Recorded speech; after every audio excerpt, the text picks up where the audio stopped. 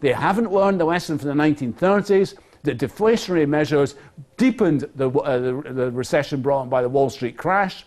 And actually, in the end, the only way out of that crisis was, unfortunately, World War II and the military spending associated with that. Well, let's not go down that road, you have but let's use in your comments, public funding to fund jobs. Yeah, you've referred to the situation of the youth in Britain. I'd just like to put that issue forward here, because we had something in our report about it as well. In Washington, Mr. Tarpley, the critics in the UK are saying the government is not putting enough care or is not taking responsibility about the social impact that this austerity drive is having, especially on the youth. When we had that report on I have this recent study by Leeds University saying that 25% of strippers and lap dancers are students in the UK, and they have to find sex work because of the situation of the tuition fees. So do you think that here now the government is actually refusing to take responsibility, or simply, as the activists are saying, doesn't care about the impact that it's creating and what dangers it's going to pose to the government later on? The Tory reactionaries, Cameron and Osborne and the rest of them, with Clegg for the Liberal Party, if you can believe that, they have decided to shift the cost of the world economic depression, as far as Britain is concerned, off the backs of the City of London bankers and finance capitalists and oligarchs, and onto the backs of working people, but also the middle class. The signature thing, I think, last year was when this new government said, from now on, you've got to pay if you want to go to a university, which was a tremendous blow, basically wiping out the future for the people who now ought to be attending college. This does not work economically. In other words, the super austerity is a failure in its own terms. It doesn't balance the budget. It actually increases the deficit by having a recession, which they're now finding.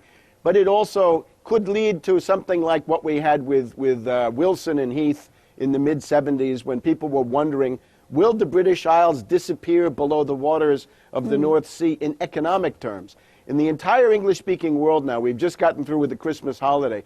Anybody who turned on a television or even a radio has heard the Dickens Christmas Carol, probably in about a dozen versions.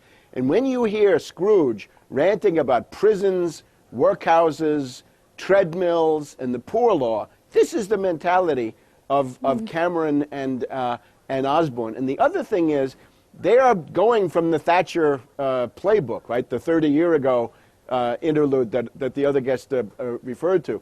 The Thatcher playbook is, you can have crushing, brutal, savage austerity at home, you can bust the unions, you can attack public workers and do all these things, provided you have some kind of a foreign adventure going. And that would be, in the case of Cameron, he had plenty of money to bomb Libya, and now he said that the coming year is going to be the year of Somalia. So the former British colony of Libya, or Italian Libya, whatever it was, and now it's going to be British Somaliland.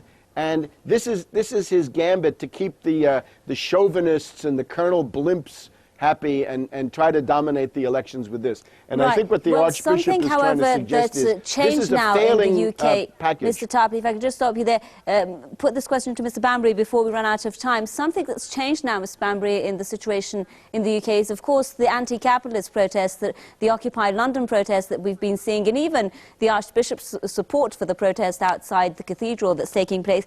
Now, the question would be, do you think that, however, despite all the plans that the government may have, that the public anger, however, is growing?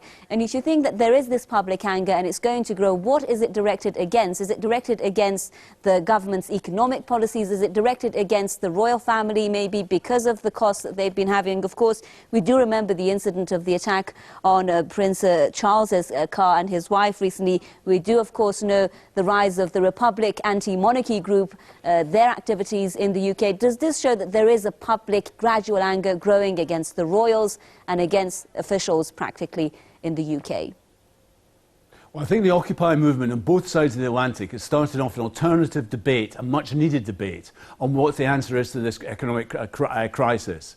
I think it's also raising a question of democracy, because the repression used in America, to a lesser extent in Britain, where the attempts to remove the campers from outside St Paul's in the City of London, have accentuated the fact that there is the lack of democracy, the hollowing out of democracy we've seen.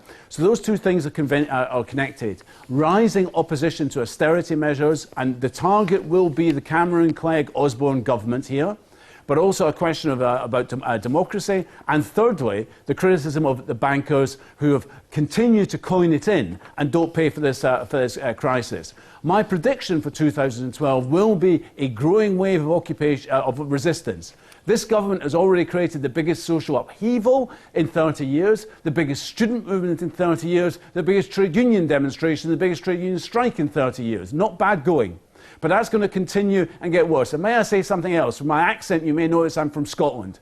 I think the chances are now that people of Scotland will take their chance to vote for independence, and we could see the breakup of the United Kingdom. I would welcome that, given the United Kingdom's record around the globe of creating mayhem. But a lot of people in Scotland, given the chance, will think, escape from the clutches of Cameron and Clegg, let's strike out on our own, and let's have a more radical agenda. For instance, let's get Trident out of Scotland where it's based. Unfortunately, we're running out of time. I'd just like to give both of you guests 30 seconds, if you can tell me in 30 seconds that major question of where Britain is, according to the Archbishop, he asked that, or where Britain is heading to. In 30 seconds, first Mr. Tarpley, and then I'll go back to London. Go ahead, Mr. Tarpley.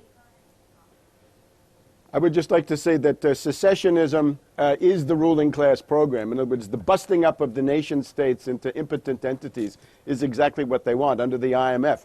I think Britain right now is threatened by the fact that if we get a European banking panic in the next couple of months, that will bring down the City of London in a panic. And at that point, Britain has almost nothing left. I mean, here in the US, we still have some farm production. We still have a few factories left. But the deindustrialization of Britain has gone so far that if the City of London collapses, you have a really grim scene. And Mr. Bambry, if you could also tell us, before we run out of time, just in less than 30 seconds now. A new recession which will rip British society apart, a banking crisis which will impact right across Europe, and as that recession gets worse, more foreign adventures like we saw in Libya. And I predict that actually we will see further wars as a result of this economic crisis in 2012. Mr. Chris Bambry, political analyst, joining us there live from London. Thank you very much. A big thank you as well to author and journalist Mr. Webster Tarpley, joining us live from Washington. I'm afraid we've run out of time. Thank you so much for staying with us from me, Homa Lezgi, and our team here in Tehran. Until our next programme, it's goodbye.